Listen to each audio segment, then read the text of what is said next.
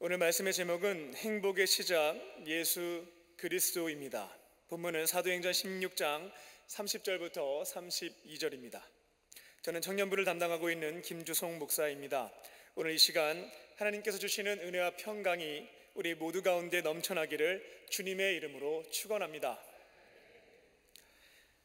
우리 모두는 행복하게 살기를 원합니다. 하지만 대부분의 사람들은 자신의 삶에 대해서 만족하지 못하고 있습니다. 불행을 느끼고 있습니다. 사람들은 이 세 가지 경우에 불행을 느낀다라고 합니다. 먼저는 관계 단절입니다. 수직적으로는 하나님과의 관계가 무너졌습니다. 또 수평적으로는 내 곁에 있는 사람들과의 관계도 깨어졌습니다. 사랑하는 가족들, 교우, 동료들과 관계가 어려워졌습니다. 그리고 내 안에 있는 나 자신과의 관계가 무너지게 되었을 때 사람은 불행을 느낀다라고 합니다. 두 번째는 위기 발생입니다. 특별히 스스로 해결할 수 없는 문제가 내 앞에 다가오게 되면 또 나의 힘으로 극복할 수 없는 거대한 장벽을 만나게 된 것입니다. 그때 사람은 좌절감과 무기력함을 느끼며 불행을 경험하게 된다라고 합니다. 세 번째는 죽음입니다. 인간은 죽음을 직면하게 되었을 때 슬픔과 불행을 느끼게 됩니다. 사랑하는 사람을 다시 만날 수 없다라고 하는 슬픔, 지금까지 내가 소유하고 있었던 것을 다 잃어버리게 되었다는 상실감, 모든 것이 다 끝났구나라고 하는 허무함, 죽음의 문제를 피하고 싶은데 도무지 피할 수 없다라고 하는 무기력감, 죽음 이후에 심판을 받고 신에게 벌을 받을 수도 있겠다라고 하는 불안감과 공포심, 그렇게 휩싸이게 되면서 불행을 느끼게 됩니다. 이처럼 사람은 관계의 단절, 위기 발생, 죽음의 문제 앞에서 불행을 느끼게 됩니다. 오늘 본문에 등장하는 간수에게는 안타깝게도 이 세 가지 문제가 동시에 발생하고 말았습니다. 어제까지만 해도 행복하게 살았는데 하루아침에 가장 불행한 인생이 되고 말았습니다. 그에게 발생했던 첫 번째 문제는 관계 단절이었습니다. 그는 빌립보에 위치한 감옥에서 죄수들을 관리했던 간수였습니다. 지금으로 말하면 이제 교도소의 교도관으로 보시면 되겠습니다. 근데 생각지도 않았던 자연재해가 발생하고 말았습니다. 지진이 일어났던 것입니다. 감옥의 터가 움직였고 문이 열려버렸습니다. 죄수들이 메인 것이 풀어지게 되다 보니까 도망치는 상황이 발생되고 말았습니다. 간수가 직접 확인을 해보진 않았지만 당연히 감옥 문이 열렸으니까 도망쳤겠구나 싶었습니다. 로마에서는 간수가 죄수를 놓치게 되면 사형을 당하거나 그 죄수가 받는 형량만큼 벌을 대신 받아야 됐습니다. 간수는 감옥에 있는 모든 죄수가 탈출을 했으니 이제 나에게 남은 것은 사형밖에 없겠구나 라고 판단을 했습니다. 그렇게 죽느니 자결하는 것이 낫겠다 하여 스스로 목숨을 끊고자 했습니다. 그는 그 순간 모든 관계가 깨어지고 말았습니다. 지금까지 자신이 신봉했던 신이 있었는데 그 신이 자신에게 불행을 주었기에 그 신과의 관계가 무너졌습니다. 극악무도한 죄를 진 것도 아닌데 왜 내가 있는 이 지점에 지진이 발생하여 죄수들을 다 도망치게 만들고 하루아침에 사형수로 만드는지 신을 원망하면서 그 관계가 깨어졌습니다. 그리고 비록 간수와 죄수 사이이긴 했습니다만 나는 감옥에 갇힌 자들에게 잘해주려고 노력해 왔는데 감옥 문이 열렸다 하여 이렇게 다 도망친 모습을 생각해 보니 분노가 치밀어 올랐습니다. 잘해줄 필요가 없었구나. 사람들과의 관계도 깨어졌습니다. 예상하지 못한 지진이 발생하기는 했지만 평상시에 시설 관리와 인사 관리를 잘 했다면 조금이나마 피해를 막을 수 있지 않았을까. 또 자신을 자책하며 스스로와의 관계에도 어려움에 봉착했습니다. 그는 신과의 관계, 사람과의 관계, 또 자신과의 관계가 무너졌고 그로 인하여 극도로 불행을 느끼게 됩니다. 두 번째 문제는 위기 발생이었습니다. 간수는 자기 능력으로 해결할 수 없는 문제가 갑자기 눈앞에 펼쳐진 겁니다. 아무리 노력을 해도 주워 담을 수 없는 문제입니다. 회복 불가능한 문제인 거죠. 모든 죄수를 찾아서 다시금 감옥에 가둘 수는 없는 노력이었습니다. 아무리 생각을 해봐도 내가 잘못한 것이 하나도 없는데 신께서는 나에게 왜 이러한 재앙을 내리셨는지 도무지 해석이 되지가 않으니까 더 고통스러웠습니다. 해석할 수 없는 위기 앞에서 그는 불행을 경험합니다.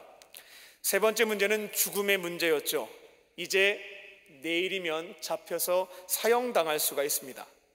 앞으로 남편과 아버지 없이 살아가야 할 처자식을 생각해 보니 가슴이 터질 것 같았고, 이렇게 자결을 하게 되면 좋은 곳에 가지 못하고 신으로부터 벌받지 않겠는가 하는 두려움과 공포심에도 휩싸이게 되었습니다. 한밤중에 일어난 큰 지진으로 인하여 하루아침에 가장 불행한 사람이 되었던 것이 바로 간수였습니다. 그런데 바로 그때 사도 바울과 실라가 나타나게 됩니다. 그들은 오늘 태형을 선고받고 죽기 전까지 매를 맞았던 사람들이었습니다. 그리고 빛도 들어오지 않는 감옥에서, 지하 감옥에서 착고에 묶여서 신음했던 사람들이었습니다. 착고란 죄수들의 가랑이가 찢어지기 직전까지 다리를 벌린 다음에 고정시켜 놓은 것이라고 보시면 되겠습니다. 간수 입장에서는 참 불쌍한 사람들이었는데 신기한 모습을 감옥에서 보여주었습니다. 죽을 만큼 맞았습니다. 착고에 채워져 있으니까 얼마나 고통스러웠을까요?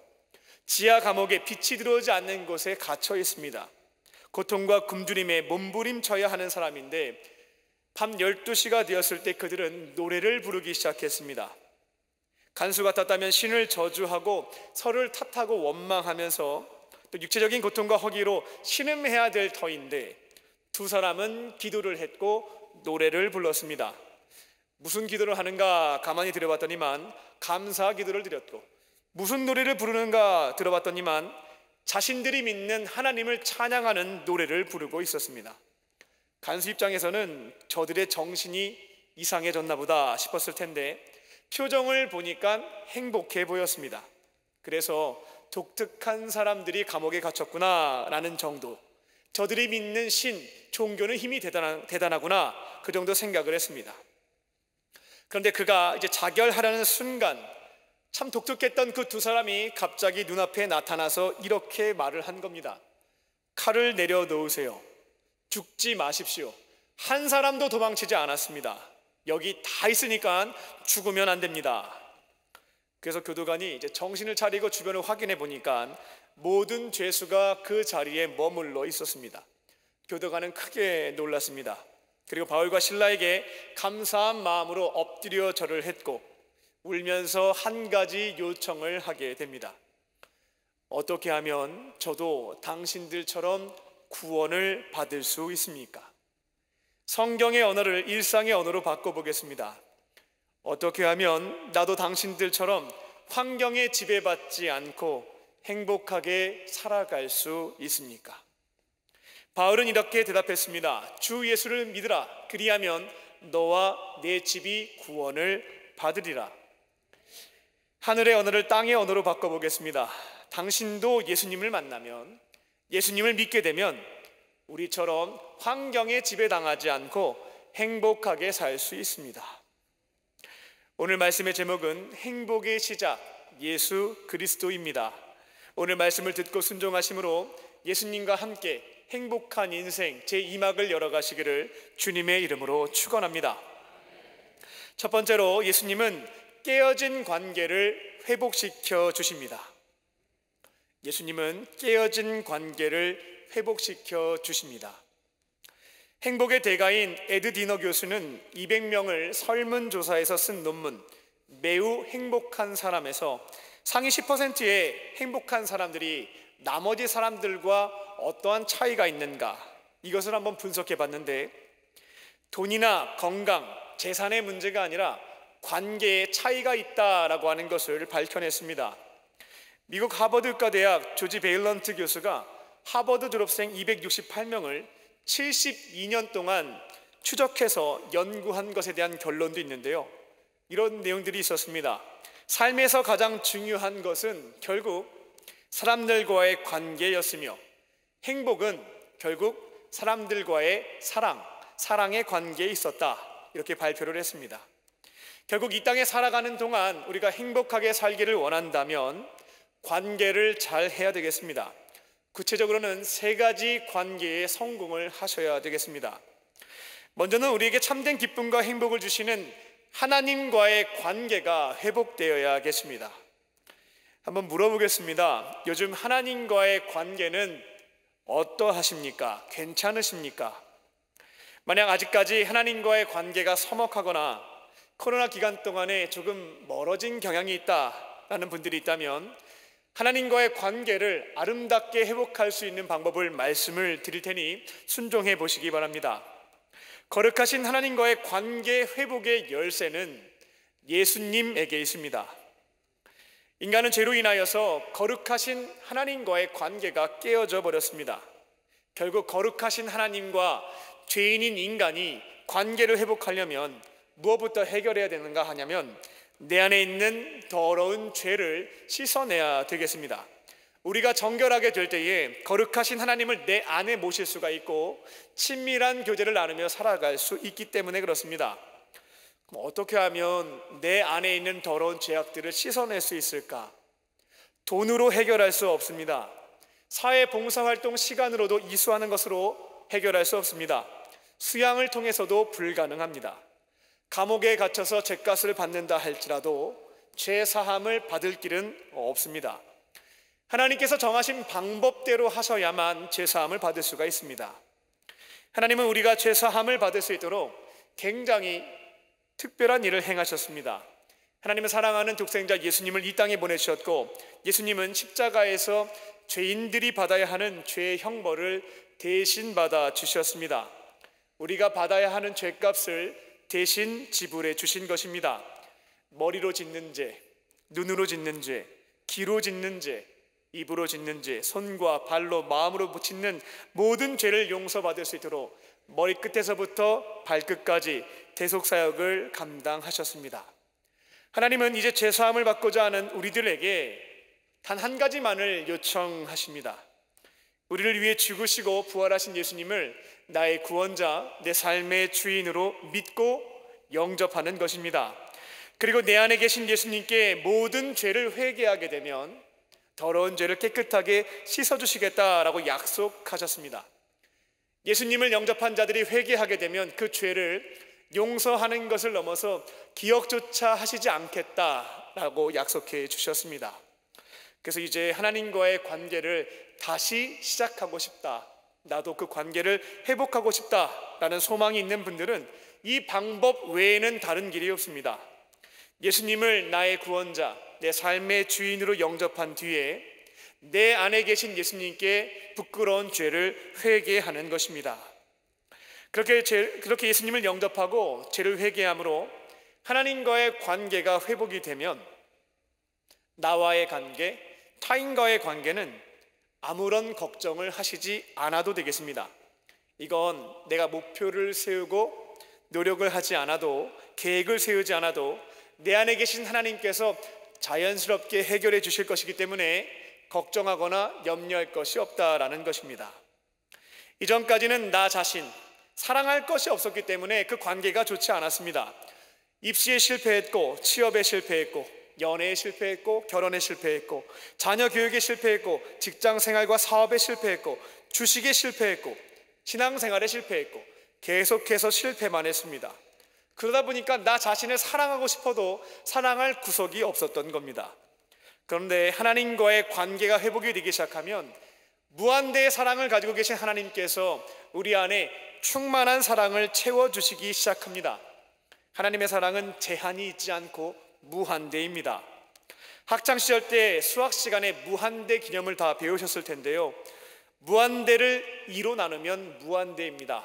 무한대를 100으로 나누어도 무한대입니다. 무한대를 80억으로 나누어도 무한대입니다.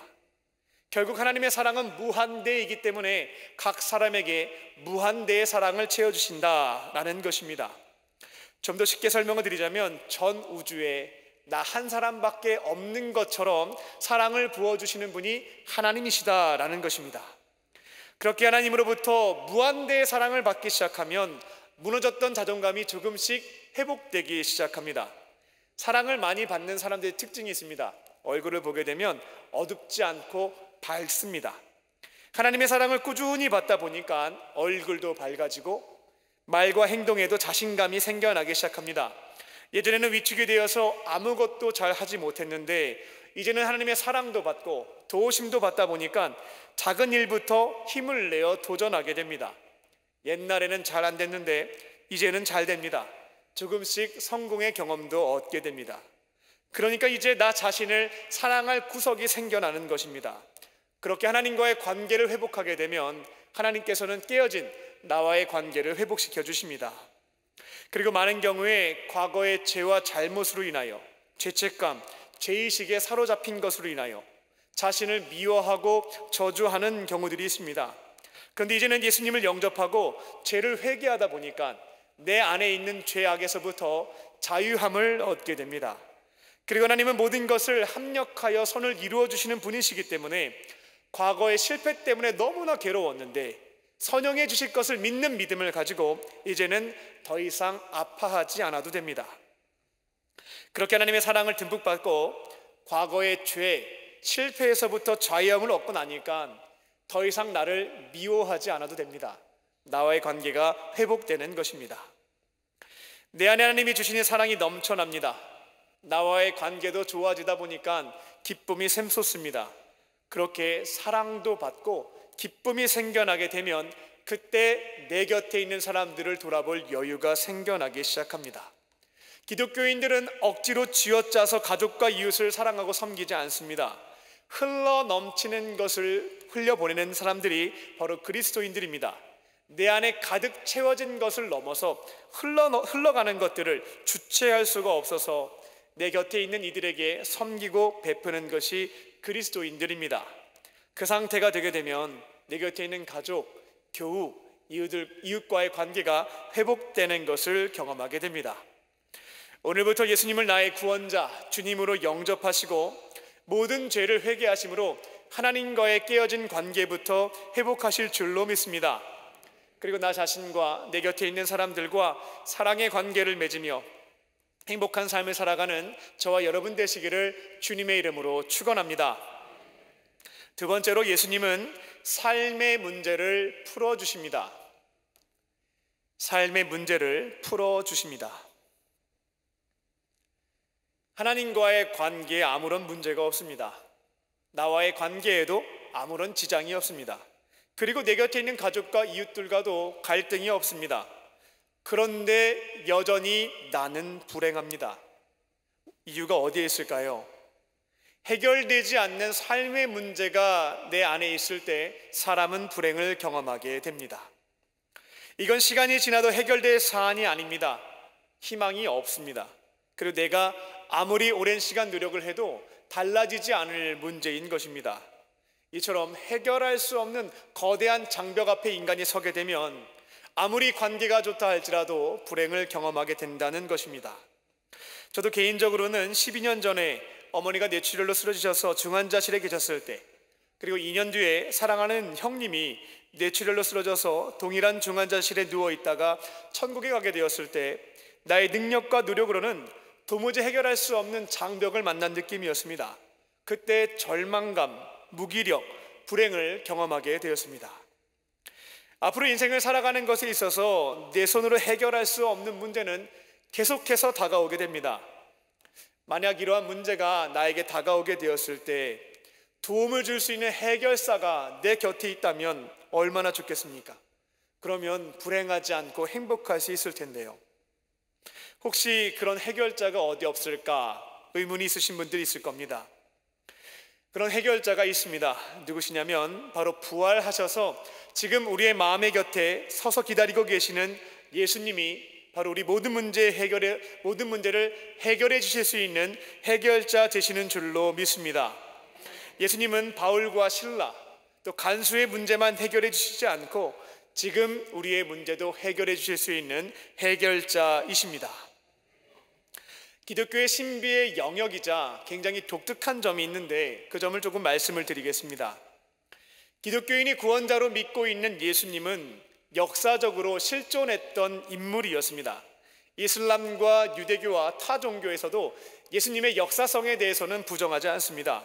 다만 그들은 예수님을 유대교를 개혁하려고 했던 종교 개혁가, 또 성경에 기록되어 있는 사람들 중에서 하나님의 말씀을 대언하고 특별한 능력을 행한 사람들을 선지자라고 하는데 그들은 위대한 선지자 중 한 사람으로 인정하고 있습니다. 그리고 타 종교인들은 예수님을 인류의 4대 현인, 또 기독교를 만든 종교의 창시자 정도로 이해하고 있습니다. 그런데 예수님에게 있어서 다른 종교의 창시자와 선지자들과 다른 한 가지 점이 있는데, 그게 뭐냐면 부활이라고 하는 점입니다. 죽은 것까지는 똑같습니다. 그런데 부활했다는 점에서 차이가 있습니다. 제가 오늘 이 시간 예수님의 역사적인 부활의 근거에 대해서 다 말씀을 드릴 수는 없겠습니다만, 간략하게 한 가지만 말씀을 드립니다. 예수님의 친동생이었던 야고보라고 하는 인물이 있죠.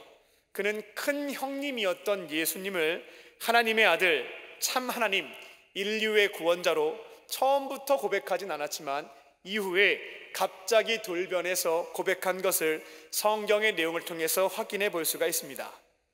실제로 예수님에게는 6명의 동생이 있었죠. 사복음서를 보게 되면 동생의 이름도 확인해 볼 수가 있습니다. 그런데 그들은 큰 형이자 큰 오빠였던 예수님이 30살까지는 나사렛이라는 시골 동네에서 목수일하면서 같이 살았거든요. 아버지가 일찍 돌아가셔서 집안의 실질적인 가장 노릇을 큰 형님이었던 예수님이 다 하셨습니다. 근데 갑자기 30살이 되니까 집을 나가서 세례 요한에게 세례를 받고 선지자 활동을 시작하였습니다.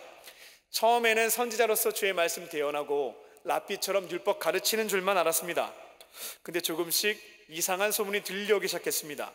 신적인 권능을 가지고 병자를 고쳤다고 하고, 오병이어의 기적도 일으켰다고 하고, 무리를 걸었다고 하고, 우리 큰형님이 지금 마술을 행하는 것은 아닌지, 혹시 귀신 들린 것은 아닌지 걱정이 되기 시작했습니다. 그리고 신적인 지혜를 가지고 그 당시 종교 지도자와 권력자인 사두개인과 바리새인들과 잘 지내야 될 텐데 자꾸만 싸우는 겁니다. 논쟁을 하면서 그들이 잘못 가르치고 있다고, 아버지 하나님의 뜻을 왜곡시켰다고, 지옥으로 인도하고 있다고 하면서 자꾸만 싸우는 겁니다.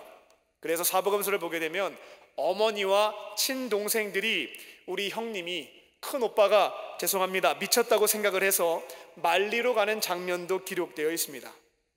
그때 열심히 말렸던 동생 중 하나가 야고보였습니다. 그는 처음에는 형이 정신이 나갔다고 생각을 했습니다. 그런데 형이 도무지 말을 듣지 않았습니다. 그러다가 결국 종교 재판을 받아서 십자가에 무참하게 처형당하고 말았습니다. 장례도 치루었고요. 그게 큰형님이 돌아가셨구나 라고 생각을 했습니다. 그런데 예수님의 친동생이었던 야고보가 약 2달 정도 지나서 사람들 앞에 나타나서 이상한 소리를 외치기 시작했습니다. 우리 큰형님이었던 예수님이 부활하셨습니다. 그는 하나님의 아들이셨습니다. 우리의 구원자이십니다. 메시아이십니다 라는 것을 외치기 시작했습니다. 그렇게 한다고 해서 돌아올 것은 아무것도 없었는데 야고보는 목숨을 걸고 끝까지 이것을 증언했습니다. 우리 형이 정신이 나갔다라고 생각했던 동생이 죽음 앞에서 마냥 슬퍼했던 야고보였는데 그가 왜 이렇게 돌변하게 되었을까? 이유는 하나밖에 없는 것입니다. 죽었던 예수님이 진짜 부활을 해서 동생이었던 야고보에게 나타난 것입니다. 그러니까 생각을 고쳐먹고 우리 형님이 진짜 하나님의 아들 메시아 구원자이심을 목숨 걸고 외쳤던 것입니다. 예수님은 우리의 죄의 문제, 죽음의 문제에서 구원하시기 위해서 십자가에 달려 죽으셨습니다. 만약 그것으로 사역이 끝나셨다면 우리의 죄의 문제, 죽음의 문제만 해결해 주실 수 있는 구원자에 해당되실 겁니다. 하지만 예수님은 3일째 되는 날 죽음을 이기시고 부활하셨습니다. 그리고 어디에 계시냐면 우리의 마음의 문 밖에 서서 기다리고 계십니다. 그래서 우리가 예수님의 음성을 듣고 마음의 문을 열게 되면 부활하신 예수님을 놀랍게도 내 안에 모실 수가 있습니다. 다른 종교는 자신들이 믿는 신을 가까이 갈 수도 없습니다. 우리는 마음의 문을 열고 모시면 거룩하신 예수님을 내 안에 모시고 영원히 함께 살아갈 수가 있는 것입니다. 전지전능하신 예수님은 모든 문제를 해결해 주실 수 있는 해결자로서 어려움을 겪고 있는 우리들을 고아처럼 방치하지 않으십니다. 문제가 생겨서 기도의 자리에서 도움을 요청하게 되면 다양한 형태로 도와주시는 것을 실제 생활에서 경험하실 수가 있습니다. 우리 스스로 해결할 수 있는 문제에 대해서는 힘과 능력과 지혜와 용기를 주십니다. 혼자서는 안 되겠다 싶으면 도와줄 수 있는 사람을 놀랍게도 붙여주십니다. 이건 너가 도무지 할 수 없겠다라고 판단을 하시면 기적을 행하셔서 오늘 바울과 실라를 감옥에서부터 건져주셨던 것처럼 직접 해결해 주시기도 합니다. 때로는 위기 상황을 그대로 두실 때도 있습니다. 그때에는 위로의 말씀을 주시고 소망의 말씀도 주셔서 수용하고 극복할 수 있도록 도와주십니다. 부활하신 예수님은 지금 이 자리에 저와 여러분의 마음의 문 밖에 서서 기다리고 계시는 줄로 믿습니다. 예수님을 나의 구원자, 내 삶의 주인으로 영접하시고 이제는 문제가 발생하면 다른 데 기웃거릴 필요가 없습니다.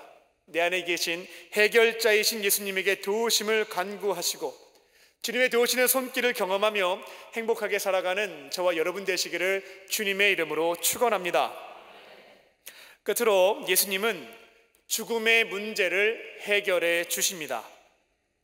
죽음의 문제를 해결해 주십니다.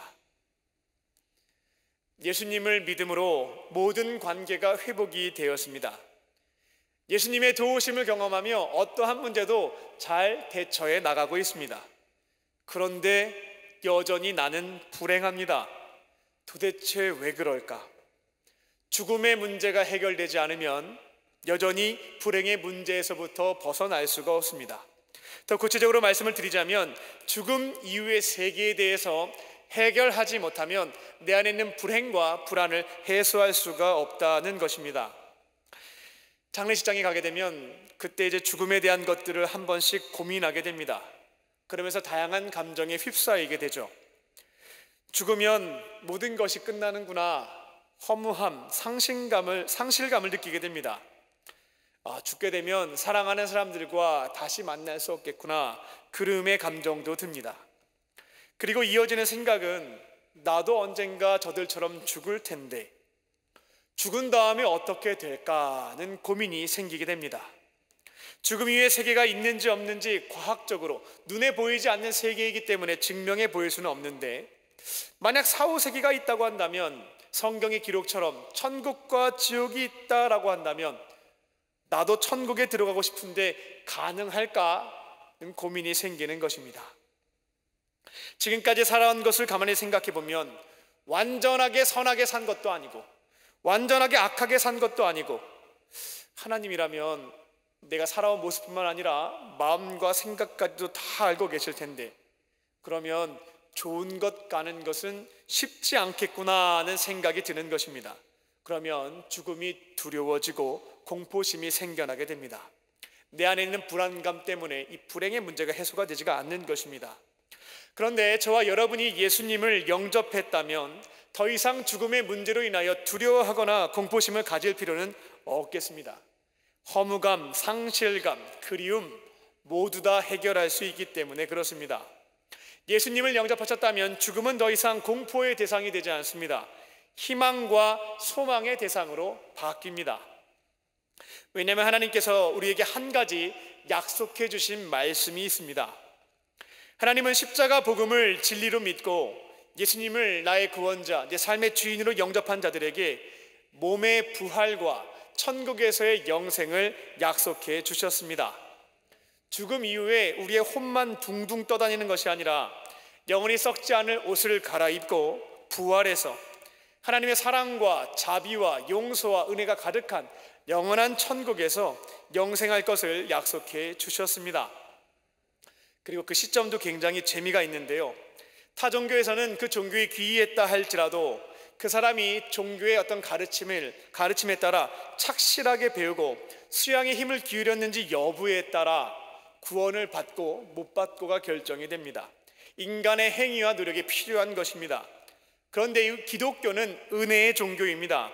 사랑과 자비와 인애가 풍성하신 하나님은 십자가 복음을 진리로 믿고 예수님을 나의 구원자, 내 삶의 주인으로 영접하는 순간, 영접한 자들에게 그 순간 사망에서부터 영생으로 옮겨주시는 선물을 주십니다.